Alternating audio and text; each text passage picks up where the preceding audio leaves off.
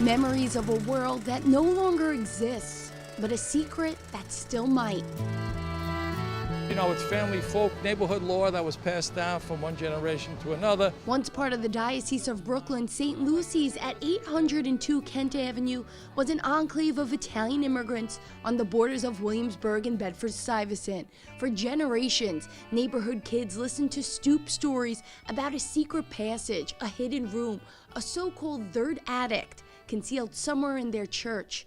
Some thought it was filled with skeletal remains. Others believe it stored relics of saints. Some say it has the treasures from Captain Kidd. None of the legends were written down until just recently by a former altar boy, Vincent Manago. He and his friends were obsessed with looking for the room, creating detailed maps of every crawl space, staircase, and movable hatch. They took attic as a kind of a metaphor, and they looked in the confessionals, they looked in the sacristies. Some old-timers said the room was used to hide runaway slaves. St. Lucy's was originally owned by Protestants, and in the early 19th century, church members could have been supporters of the Underground Railroad that pulsed right through this neighborhood.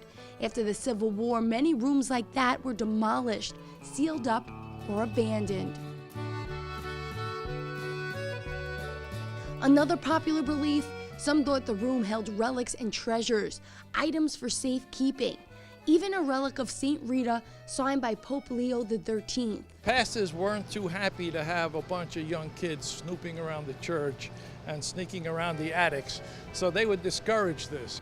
Because of a changing neighborhood, the parish ultimately closed its doors in the 70s, and talk of a third attic was forgotten.